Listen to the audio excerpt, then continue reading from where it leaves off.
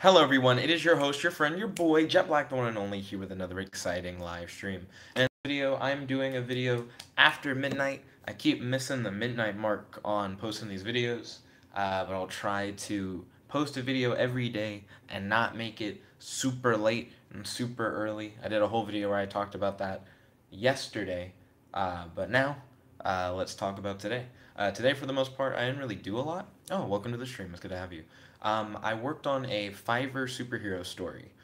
So Fiverr is a website where I sometimes do gigs for people. Yo, Freeman, welcome to the stream. Good to have you. So on Fiverr, I write superhero stories for people and cast magic spells and stuff like that. I recently got an order for a superhero story about a boy superhero who's a part of a legacy of secret superheroes who have been protecting mankind since the beginning of time. The idea is that at some point in the 1900s, a secret organization of criminals take over the world, and the superheroes are kind of just knocked out of power, so they're no longer in control of everything. So you follow the boy as he kind of creates a crowdfunding campaign where he gets a whole bunch of people to support him and eventually gets a sponsor. And that sponsor is like this billionaire Englishman. They didn't give him a name, so he's billionaire Englishman. And he gives him like a castle where he can live in with his team, and people vote on what he should be able to do in order to like help society, and whatever gets the most votes he does. And the person who ordered the story said don't give him superpowers. They're like, nobody has superpowers, so I made sure not to give him superpowers. um, but it's pretty much a superhero story about like a gadget based hero who has like a team that does stuff for him, and he has money. So think like Batman, but he's a kid, so he hasn't gone through like years of training. And also, he's a part of like a line of superheroes, so it's not that his parents, I guess his parents would be dead because he's like the latest one, and it's not about like his dad or his mom or anything. So his parents are dead, but it's, and I guess he is a superhero because his parents are dead, because otherwise it would be his dad or his mom or like a team thing going on. So yeah, fuck it. Yeah. So he's a superhero who has access to a ton of money, and his parents are dead. And he is a superhero because his parents are dead, because it's just kind of what his family line does. But it's more of an uphill battle. Gotham's an uphill battle. It's like one of the most crime-ridden cities in the U.S. Bloodhaven is worse in the DC universe. That's where Nightwing goes, who's fighting an uphill battle against crime. But where Batman is fighting an uphill battle against crime that's taken over his city, the main character of this story is fighting an uphill battle against crime that's taken over the world. Criminals have taken over the planet. So that's really different, but not really. He has a castle, not necessarily like a Wayne Manor kind of thing, especially since the castle would more or less be his bat cave. It's not like there's a secret room in the castle that's like his hideaway. The whole castle is his headquarters.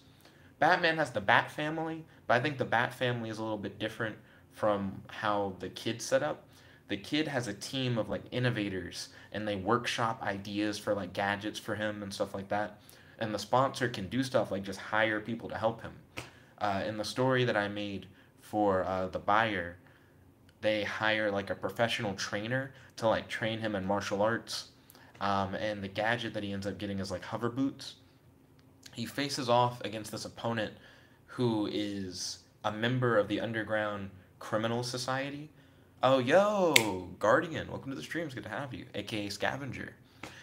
So the villain that he fights in it happens to be this dude who has a computer chip put into his brain, and the computer chip allows him to think and react and move faster than the normal person.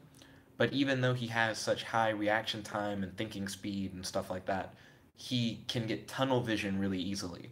So he can process a lot of information at once, but when he does, it kind of is focused on like one person. So in a fight, he's really good at just focusing on you and paying attention to you and reacting to you. But the things in his environment kind of like fade away. He like loses his peripheral vision. So it's an interesting like setback for it. Guardian said, the one and only. Welcome to the stream. It's good to have you. Right now, I'm just going over my day. I'm talking about a superhero story that I wrote for a client. That was the main thing I did today, is I wrote a superhero story. So the way that the boy ends up beating the villain. By the way, I should tell you what the villain's trying to do. So Like I said, there's an underground criminal society that the villain is a member of. His name's Kimon, which is just the syllables of monkey flipped around. Doesn't matter. Kimon wants to be the greatest fighter in the world. True Guardian said, sounds lit. Oh, thank you. Kimon wants to be the greatest fighter in the world, but he doesn't believe in honor. He used to be a lowly member of the mob. He was like an enforcer, but he literally fought his way up the ranks to become the leader of a crime family. He doesn't believe in honor. He's been a criminal his whole life, and he feels like honor is like a bullshit thing, and he thinks that people who believe in honor should die. So he has like really, he has a really odd mindset, like a weird way to look at the world. But because of that, he uses the computer chip in his brain and he ambushes the world's greatest fighters. And when the world's greatest fighters try to take him on, the computer chip gives him an unfair advantage, and he just kind of like murks them. He like kills them. That's like the big thing about the villain. So he kills all these great fighters, and then the main guy is contacted via the news. He's just watching the news, like in the castle, and the news broadcaster is like, "Yo, another one of the world's greatest fighters is dead. We all know it's this nigga Kimon, but no one's stopping Kimon. Don't know why. He's just evil.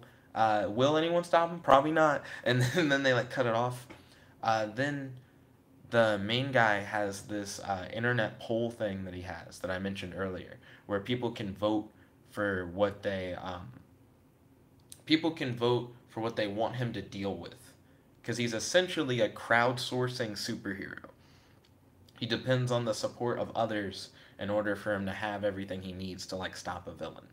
So a whole bunch of people show their support by voting in the poll for him to stop Kimon, and he's like, I guess I gotta stop Kimon. So that's pretty much what happens in chapter 1. Then at the beginning of chapter 2, like I said, the sponsor hires a guy to train the main guy in martial arts. His team of innovators starts working on a gadget for him, and they quickly discover that while he's a pretty strong guy, that his strikes are pitiful. He doesn't put enough force into his strikes, and the trainer blames that on his speed. He's like, you're not fast. During his wind-up, he uses up all the energy of the strike, so by the time he finally like hits his opponent, there's just no impact at all. He like pretty much barely hits people, so he's just kind of a shitty fighter, even though he's a strong person. So the gadget that his team makes for him in order to compensate for that are rocket boots, and the rocket boots allow him to fly, but they also allow him to fight faster. So it's supposed to make up for the fact that he's bad at striking. When he gets the rocket boots, the team like lead designer is like, hey, there are different like speed settings for like the rocket boots. So if you like need more speed, you can like tap into it. And the main guy is like, why don't I just start at maximum speed and just always do maximum speed, so I'm always like as fast as I can be.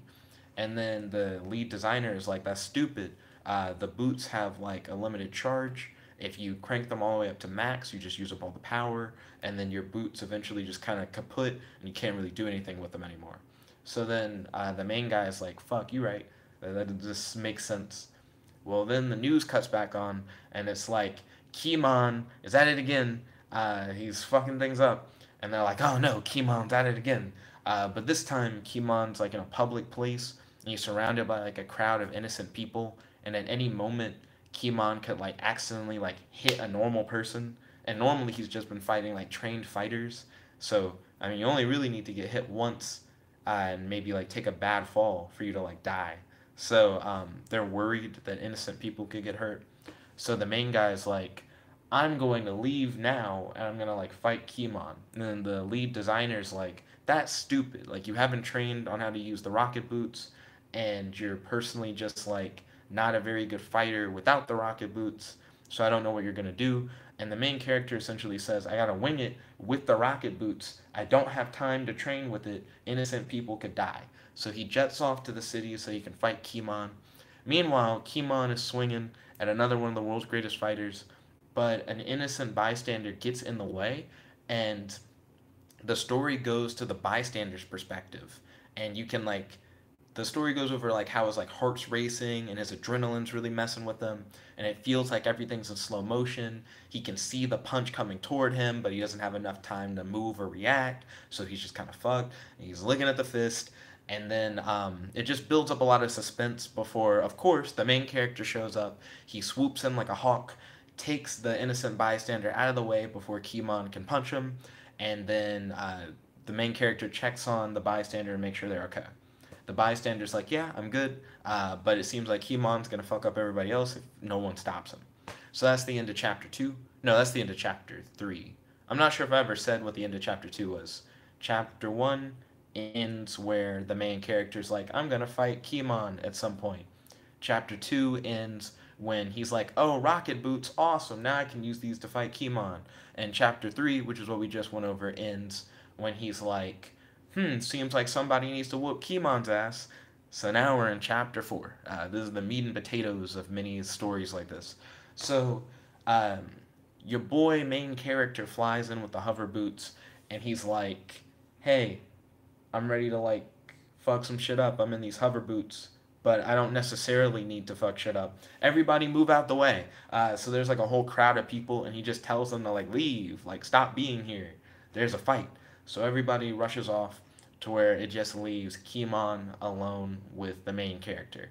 There's still people around, but they're not like all crowded together as they were before. Now they're just watching the fight. So the main character tries to give him like the heroic appeal of like, you don't have to do this, and it seems like you're a good fighter, and if you used your skills to help people, then you could just live an honorable life. And then Kimon goes on the shit about like, oh, honor again. He's like, every time I kill one of the world's greatest fighters, they're always talking about honor right before they die. He's like, honor doesn't exist. I'm a criminal. I've been a criminal my whole life, and I know that honor's bullshit. And Kimon's just like talking all this shit up, and he's like, oh, so Kimon gets to the point where he's like, I don't care about like all these random people. I just want to fight like the best fighters in the world. So Kimon does like a similar appeal, almost like, I don't want to fight you. You're like a small fry. I'm not interested in fighting you. In the same way that the main guy is like, I'm not interested in fighting you because you could be a good person. But then the main guy is like, I can't just sit here and let you hurt innocent people. And then he also goes, if you're not interested in fighting small fries, why'd you almost like knock the shit out of that bystander? To which then Kimon goes, well, I'm not going to let anybody stand in my way. So if someone's going to get in the way of me doing what I want to do, then of course they're going to get hit. So it gets to the point where it's like, neither of them necessarily want to fight each other, but they know that they're standing in the way of each other's objectives, so they have to fight. So now, 100% the fight is on, is Kimon versus the main character. So the main character uses his rocket boots. He flies in. He throws a flurry of blows at Kimon, and Kimon dodges him like that nigga has ultra instinct. He's just not gonna get hit. And then the way that the main character tries to counteract it, he keeps turning up the speed on his hover boots, just more and more and more. But he realizes that no matter how high he turns up the speed, it just seems like Kimon has the advantage. He can always dodge and he can counterattack, and Kimon lands like a right hook and then like straight just dukes your guy and like the main he dukes the main character like in the gut. He just hits him straight in the gut. And I don't think he punches him. I think he like knees him in the gut. He right hooks him and then knees him in the gut. So the main character is pretty fucked at this point. He's like breathing heavily. He's not doing well in this fight. And he asked Kimon, he's like, how are you capable of doing this? I actually have a gadget that makes me just better than other people. And then Kimon's like, you're not the only one with a gadget that makes you better than other people. And Kimon explains the chip in his brain and how it works and how it makes him think faster than other people and have faster reflexes and shit like that. And this is all being filmed. The news is still like filming this fight. So back at the castle, the guy who trained the main character is like, how dishonorable. To which then the lead designer goes, well, he already stated he didn't care about honor. Like, it's not that surprising that he would use this weird microchip thing in his brain to fight the world's greatest fighters when he already was shitting on the world's greatest fighters about being honorable. Like, he doesn't care about honor. He's just trying to be the best, and he's willing to do whatever he can to like be the best and kill all the world's greatest fighters or whatever. So the main character seems like he's screwed. Like, he doesn't really have the ability to beat Kimon. Kimon just has him beat in like speed and reflexes and reaction time. But then the main character is like, but I was able to save the bystander earlier. He's like, there has to be something that allowed me to do that. And if I can do that, then I should be able to beat him.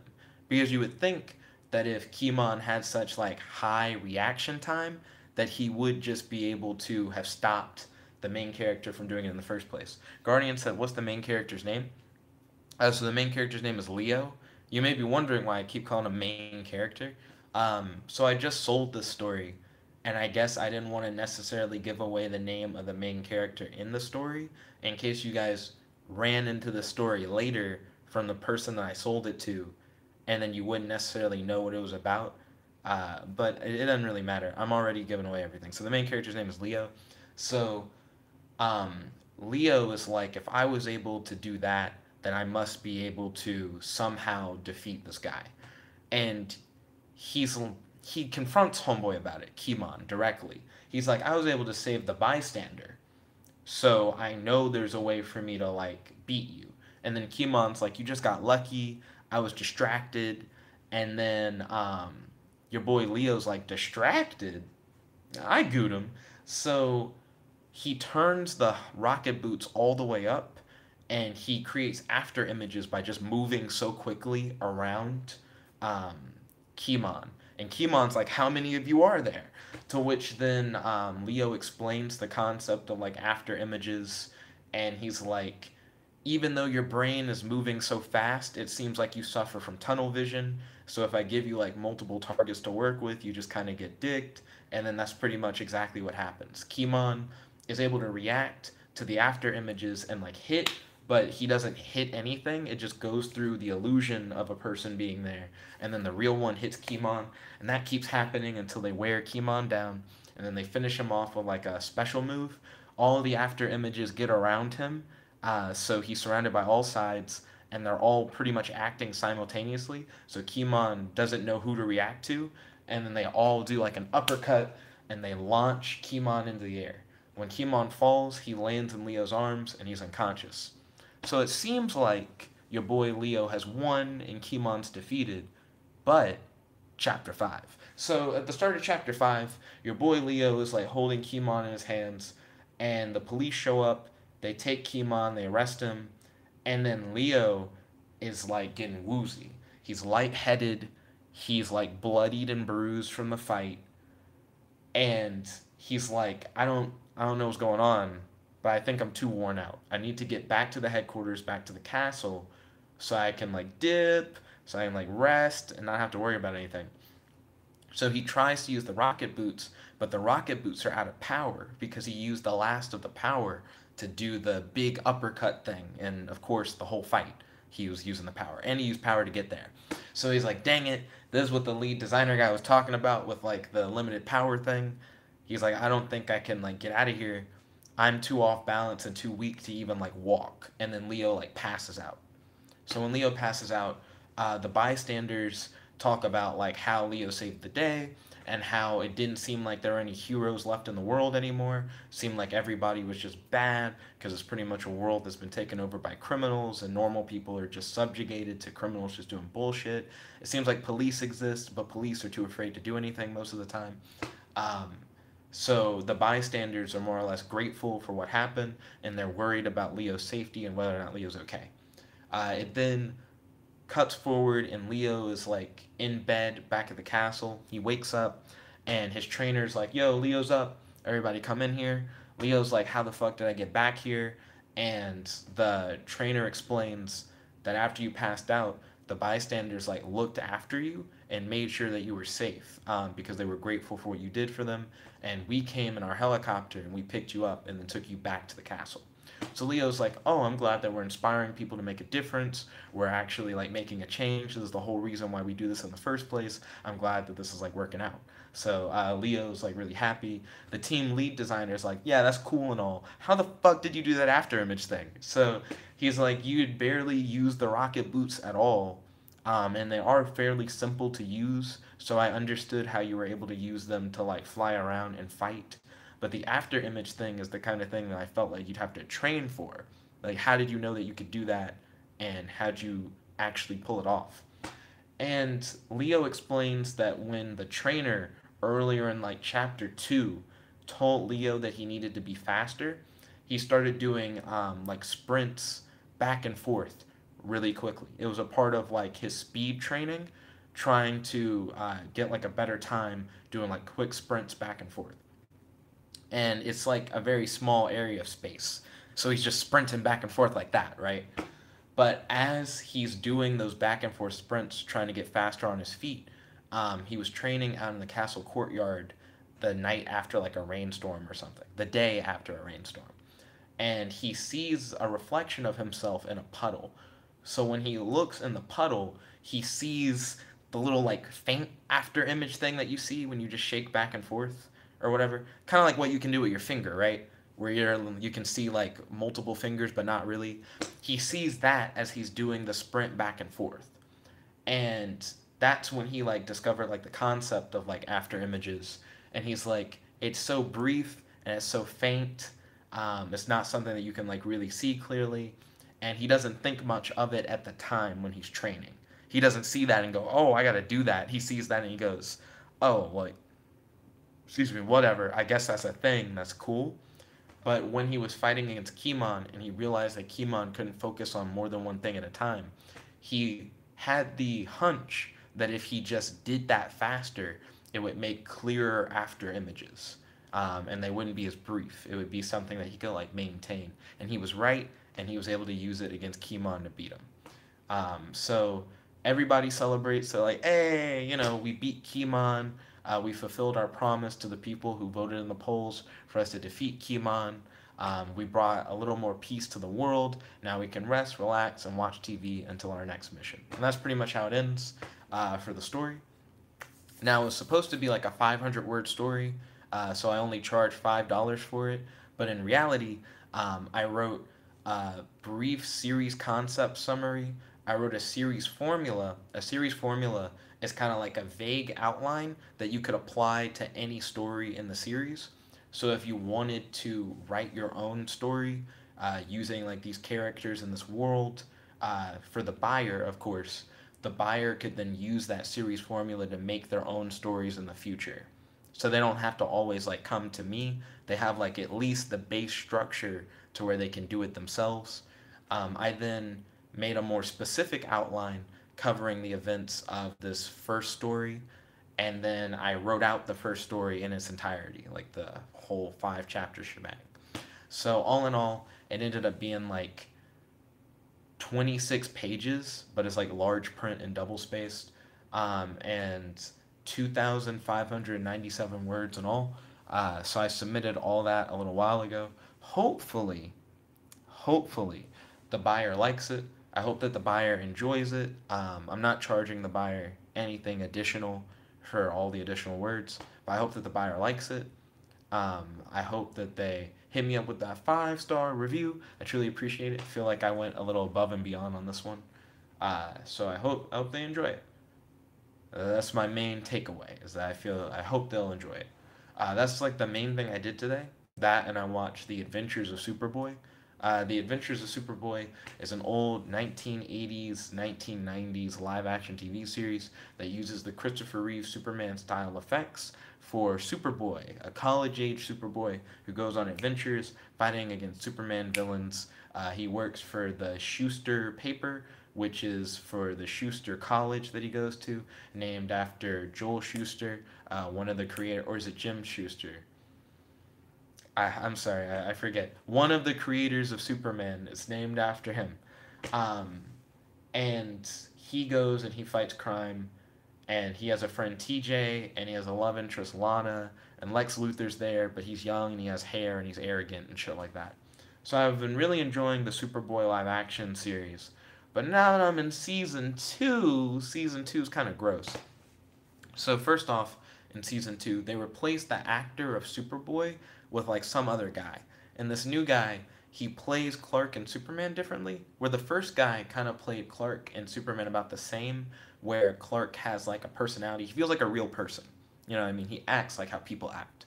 And then Superman is very similar to Clark, but he's like more about justice. his big thing when he's Superman is like making sure that things are just and like being a hero.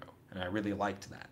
The new actor is like Clark Kent is meek and he doesn't have a personality like a real person. He just kind of, he fumbles around. He Clark Kent. He fucks up. No one really cares about Clark. He's like a nerdy guy, and I'm like, oh, why is he like characterized like that? It's because once you see that change from season 1 to season 2, it's like, why is Clark just bad? Why has he decided that Clark is like shitty? In season 1, Clark went to the gym and lifted weights. You don't have to lift weights. You're Clark. You're Superboy, and you never have to lift weights. But whenever he like needed to like fight as Clark Kent, he could, and he would always just say, "I lift weights. I may look like a scrawny guy, but I like exercise and shit." And he like had a personality, like I said. So it just feels weird that in season 2 he's like not that kind of guy at all. He's like less in shape, and he's just nerdy and meek, and he feels like he would roll over to anybody where the other Clark wouldn't take bullshit. So that's just odd. TJ, he was a great character in the first season. TJ was Clark's friend, his roommate. He worked at the paper. He was Clark's photographer. He was a funny guy. He was a stand-up comedian. That was like his other hobby other than working as like a photojournalist. Yeah, TJ was like a really cool dude. Really vibe with TJ's character. What made TJ weird? Well, no, it's not what made TJ weird. TJ's just not in the show in season 2. In season 2, Clark gets like a new roommate. TJ's nowhere to be found. It's not even a thing where TJ like changed dorms. You don't even see him like as the photojournalist anymore. Now Lana, Superboy's love interest, is the photojournalist, and her character hasn't changed, other than she's just more important. She used to be a love interest character and a friend of Clark, but she didn't necessarily have to be like a major character in every episode. Now she's like a major character in every episode because she acts as Clark's photojournalist. She kind of has to always be around. So that's just a thing now. So you get more Lana in season 2. I guess that's not bad. And then you get Clark's new roommate. And Clark's new roommate is less likable than TJ. He's an entrepreneur who's really into the girls. TJ was also really into girls, and TJ was kind of pervy. He would like take pictures of girls and shit with his camera. The entrepreneur guy is also kind of pervy, and he's supposed to be more the comedic relief. But where TJ was like a likable character, he was like enjoyable and fun, and he seemed like he always had Clark's back. This new guy is like, I don't really know Clark, and Clark's kind of like a wuss ass bitch, and I want to like get with Lana. That was like a big thing with him, is that like he's interested in Lana. He wants to make money as an entrepreneur. The only reason why he cares about Clark is because Clark knows Superboy, and he wants to like do all these business schemes involving Superboy. He's just a less interesting character. TJ felt like a person. Superboy felt like a person. The new guy, I don't even remember his name. I think it's Andy. Andy doesn't feel like a person. Andy feels like a weird like plot thing.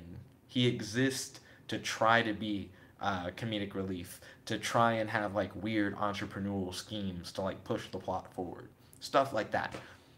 I'm not as into Andy as I was into TJ. Hashtag bring back TJ.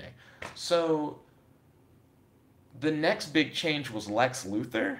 Okay, so like I said, Lex Luthor, he used to be like this young, charismatic, arrogant dude with long hair. He's like this rich billionaire guy who goes to Schuster College with everybody else. He thinks he's better than everyone. He thinks all the girls love him. If you talk shit about Lex, Lex doesn't give a fuck about you. He's rich and doesn't need more money, but he's always trying to get rich quick, and he's always working with criminals, and he always gets away with working with criminals. It never comes back to bite him in the ass.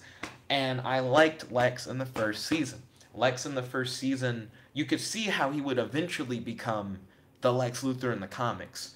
If I lived my whole life doing bad shit and I always got away with it because I was rich, I could see myself getting older and doing the same shit. So it just made sense. I really liked that Lex.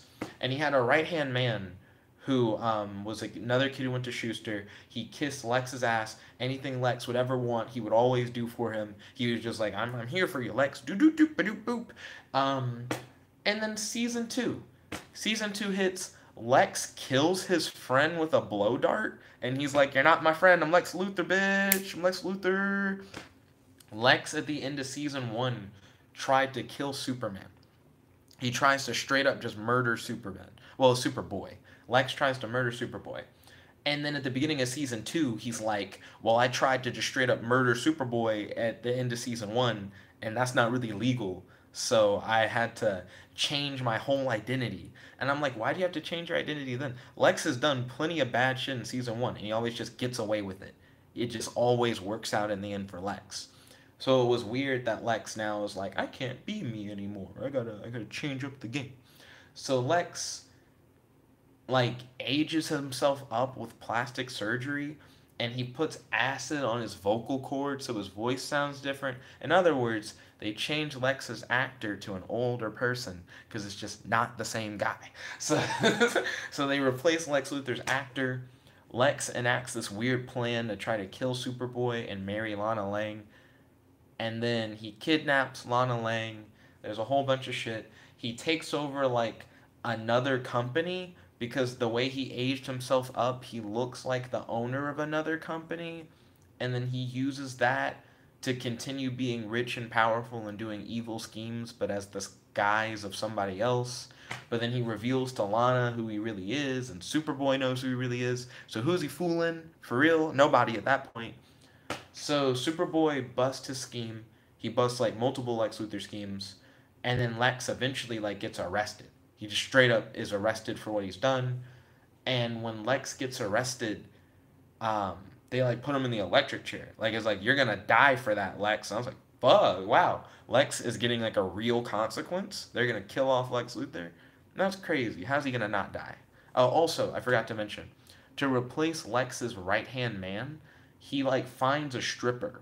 They go to a strip club, and I was really surprised. They go to a strip club, and Lex sees a stripper and goes, "Oh, she's hot," and he just goes, $1,000 a week. How about $2,000 a week?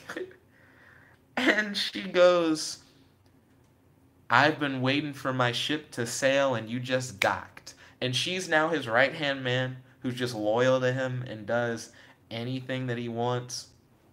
And there's even like a cat fight between her and Lana at one point. She's very no nonsense, and she's willing to slap anybody at any time. So she's Lex's new right hand man. So Lex is gonna get the electric chair. He's talking to a nun. The nun is obviously just the stripper. She hands him a pill, and she's like, "I don't think this is gonna work." And he's like, "It has to work, or I'll die." Lex goes, and he like takes the pill, and he sits down in the electric chair. And right as they're about to flip the switch, Lex turns into like a little bitch. He's like, "No, no, no, no, don't kill me." Blah blah blah blah blah. And everyone like has a moment because Lex normally has like this arrogance about him. You would never imagine him to like break down like that and have a tantrum. To which then Lex kind of does like a "just kidding" kind of thing. And then they like pull the electric chair switch, and it seems like Lex Luthor is going to be like electrocuted to death. So he's covered in lightning. They have like CGI lightning on him and shit. And they strapped his arms down and everything in the electric chair. Lex, while covered in lightning, rips off the restraints of the electric chair and stands up, but the lightning is still all over his body. He fires a beam of lightning out of his hand and blows up a wall. And waiting on the other side is the stripper driving a getaway car. Lex jumps in the getaway car and goes, "Don't touch me. I'm still like lightning." And they drive off. And I was like, what the fuck was that pill? Like, what did he take where it's like, "I'm Electro now"? The plan essentially was to get superpowers and escape.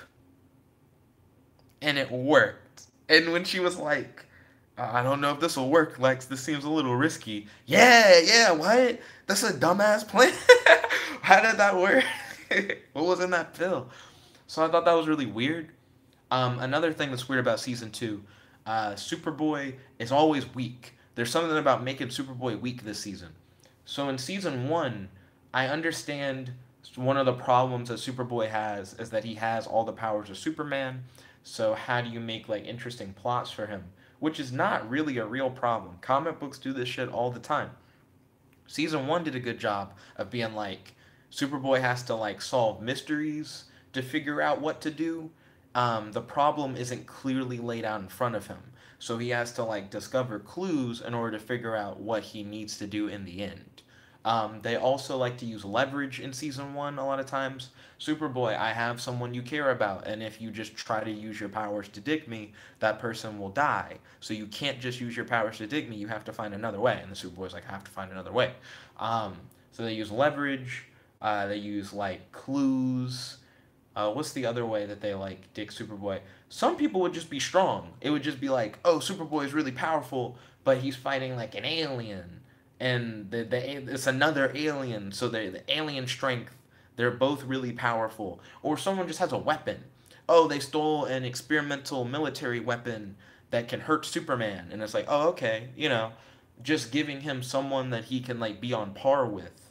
But there are plenty of ways to like equalize Superman, is what I'm saying, to make it where a normal person could get over Superman by simply having leverage over him or just being clever is like a thing. In season 2, they were like, fuck that. Kryptonite's gonna be like a big thing. We're gonna have people with kryptonite. We're gonna have things that can just steal Superman's powers for episodes to where Superman like can't use his abilities. At the beginning of season 2, Superman can't even walk. He got like crippled. That's not even like a power. That's like a basic thing that people can do. He can't walk. He's Superman. He couldn't walk. And I was like, why are they doing this? Every episode, Superboy gets hit with some kind of like hard nerf, and it's not Superboy at that point. It's normal nigga in a costume who looks out of shape. That's what the show becomes, and it's just weird. And I don't know why season 2 is making all these changes. Metallo is a new character that wasn't in season 1, and Metallo was weird because his characterization just felt like the Joker. He didn't care. On occasion, it seemed like he wanted to take his own life. Like he wasn't really that interested in like living, and then every time he did live, it was like a lucky me kind of thing. I guess I am just still alive, and he kills people in cold blood, and he says like really weird and cruel shit to people. He was just dark. Metallo was dark as fuck, and I was like, why is he so dark? But then once he like gets his Metallo stuff, because that was just him as a criminal before he becomes Metallo. Once he becomes Metallo, he has kryptonite in his chest, he has like super strength and like robot body parts, he becomes like campy dark. So he has like these 2 girls, and all he does is ride around in limos and steal shit and give it to the girls. And he's like, hey girls, aren't I great? Aren't I great? This is just gonna be my life now. This is awesome. Because I guess this is what he just always wanted to do. And he quickly realizes that kryptonite hurts Superman. No one tells him that, but Superman shows up. Superman's like, and he's like, I guess kryptonite fucks you over, right? And I don't know, Metallo was weird. He's a standout for me. He was oddly dark, oddly campy. Reminds me of the Joker from like the old 1989 Batman. Moving on from Metallo, Mr. Mxyzptlk comes back in season 2. By the way, I'm not done with season 2. I'm on episode 9 of season 2. Really? I just started season 2 today. Also, speaking of 1989, the current episode I'm watching came out December 2nd of 1989. So maybe Metallo was so dark because the new Batman movie was out. Maybe they just straight up were influenced by the Joker Batman. Who knows? Who knows? But Mr. Mxyzptlk was in season 1. And Mr. Mxyzptlk was so fucking weird. It's interesting to see a comic accurate Mr. Mxyzptlk. They don't change Mr. Mxyzptlk at all, really, from the comics. He's a little magic dwarf guy from the 5th dimension who's obsessed with Superman and likes to get involved in Superman's life and affairs. And because he's magic, he can just do whatever he wants, so Superman can't really do anything about it. And the only way that you get rid of Mr. Mxyzptlk is to have him say his name backwards. What's weird about Mr. Mxyzptlk in the show, in both season 1 and season 2, they didn't change him for some reason, but he's very monotone and he talks like this. And he'll tell jokes, but he talks like this. This is how he says everything in the show. And when he gets upset, he goes, hey, like that. And I didn't understand that, because Mr. Mxyzptlk is essentially a cartoon character in a normal world where he can just do whatever he wants. And it was just weird to have him do shit like, I'm gonna turn you into a clown, and like shit like that, like really wacky stuff, but be like, this is how I talk. This is what life is like. It's like, why? Why are you doing that? So I thought that was just a weird characterization for Mr. Mixoplex. I thought, and it carries over. It carries over to season 2. I'm like, we're gonna change so much, so drastically, change Mr. Mixoplex and just make him not monotone. Make him a goofy cartoon character. They literally change nothing else about Mr. Mixoplex other than making him seem depressed all the time. But not really. He doesn't say depressing stuff. He just says lighthearted things in a depressing way. And why play him like that? Doesn't make any sense. But all in all, I would say I'm still hanging in there. I'm still watching the Superboy live action series. I'm hoping that it gets better. Season 1 was definitely better than Season 2. That's my big takeaway so far. Season 2 isn't over. Maybe Season 2 is going to like change the game on me. Maybe. But we'll have to wait and see if it does. But yeah, the main things I did today was write that Fiverr superhero story. I watched The Adventures of Superboy live action show. I talked with like Maddie and with Danica, and napped. I slept a good bit, which is part of the reason why this video came out so late. But thank you all for watching. I know I pretty much just talked forever about what I did today. I went into a lot of depth with describing the story that I wrote for the Fiverr buyer. So I hope you guys enjoyed that segment. Hope you guys also enjoyed the segment where I talked about the adventures of Superboy. But yeah, thank you all for tuning in. If you like this video, make sure to smash that like button, favorite, comment, subscribe, and ring that notification bell to be notified whenever we do these live streams. As your host, your friend, your boy, Jet Black, the one and only, logging out. Peace.